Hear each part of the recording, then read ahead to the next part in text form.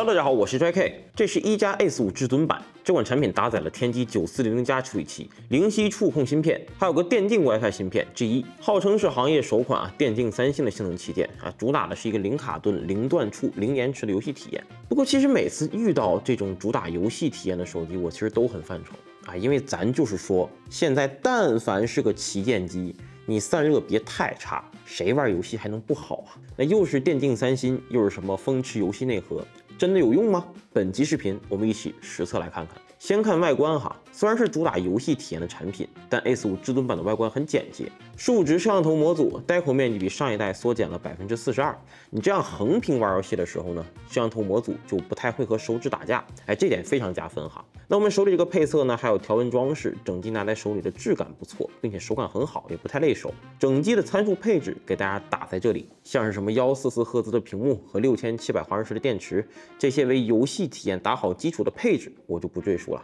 我提一点，不少人应该也在乎的，就是这款产品搭载了 Find X8同款的影像算法，配合这颗 MX906。一加的色彩表现和照片观感都很不错，并且呢也支持实况照片和高速抓拍。总之，虽然是一款主打游戏的产品，但这方面肯定不算瘸腿。那说了这么多，这款产品的游戏表现到底如何呢？25度室温，电量100%。先来看王者荣耀游戏时长1个多小时，一加平均帧率120.8帧。1% low 帧，101.6帧，功耗4.74瓦，最高温度在正面36.8度。王者没有什么压力，那我们这次呢，重点来聊一聊一加主打宣传的1% low 帧。这个值呢，简单来说就是你在玩游戏时，画面不是每一帧都完全平均流畅的，有时候呢会突然卡一下。1% low 帧呢，就是告诉你在最卡的那1%的时间里，游戏帧率大概是多少。这个数值越高，越接近平均帧率越好。low 帧出现的时间呢，虽然很短，但大家应该也能猜到，出现这种情况时呢，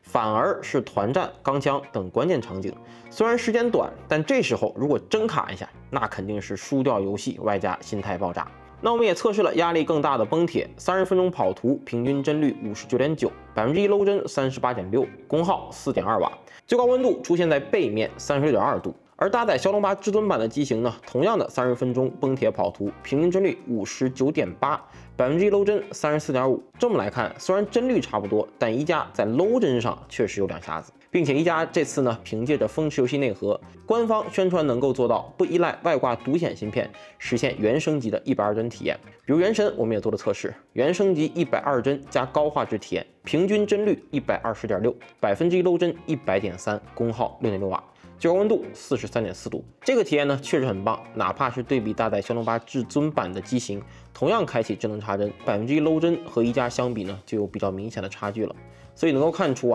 一加这次的游戏表现确实没啥挑的。那不仅是能做到满帧，更能做到超帧且战胜 low 帧。那除了帧率表现优秀呢，一加这次在 A45至尊版里还用了一颗灵犀触控芯片和电竞 WiFi 芯片。灵犀触控芯片想解决的就是游戏过程中触控操作时快和稳的难题。我们在横屏里对比了一下，看这个片段，一加 A45至尊版开启灵犀触控以后，开枪反馈会快那么一点，伤害会早打出那么一丢丢。我的技术呢，其实碰不到它触控反馈的上限，但是因为这个芯片的加持，A45至尊版失手触控体验也很好，哪怕你比如说手汗严重或者外面有点小雨，这款产品的触控体验也都不错。那电竞 WiFi 芯片 G1 的主要功能呢，就是抢网了，并且呢，我们在测试过程中也记录了续航表现。你像66分钟的王者荣耀10v10对抗，电竞模式全开，极致画质设置，耗电量为20%。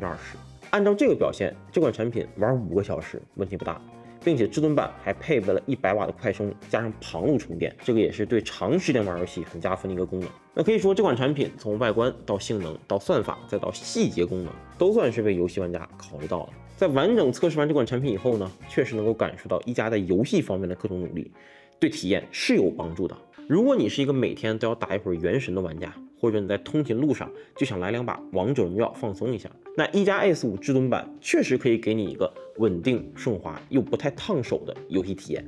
它不是那种靠外设强堆参数的电竞噱头机，而是在性能调教、帧率稳定性和游戏时长这几件事上，能做到了他们所宣称的不卡顿、不断触、不延迟。一加 S5至尊版这个表现几乎可以说是天玑芯片的性能表现与游戏体验的天花板了。当然，如果你不是重度玩家的话，这台手机的外观、影像、手感也都不拉胯，依旧是一台相当均衡的中端旗舰。那么以上就是本期视频关于一加 Ace5 智能版的完整体验。如果你对这台电竞3星旗舰还有什么想了解的，欢迎评论区来交流。我是 JK，我们下期视频见，祝各位好运，拜拜。